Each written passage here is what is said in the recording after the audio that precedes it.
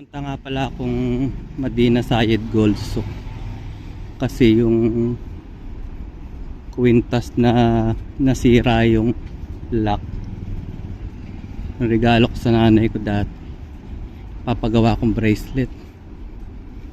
Papagawa ko siyang bracelet kasi meron na akong ganun kasing kapal na kwintas. Kaya bracelet na lang. Pagawa ko siyang bracelet.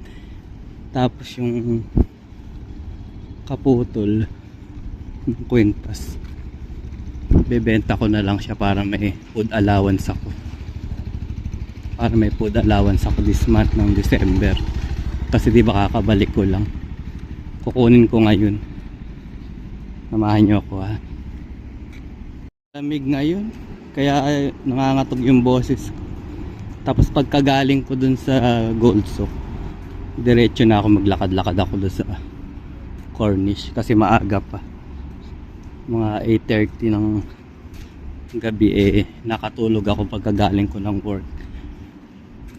Kaya ilakad ko na lang kasi masarap maglakad. Ayan, dito na ako sa may malaking puno ng neem tree. Ay si ate, galing yata ng bakasyon. Mga 5 minutes pa nasaan na ako. Gold Souk.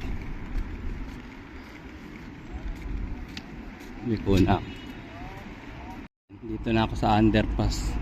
Ibig sabihin mga 3 minutes na lang nandun ako sa Gold Souk. Ayan.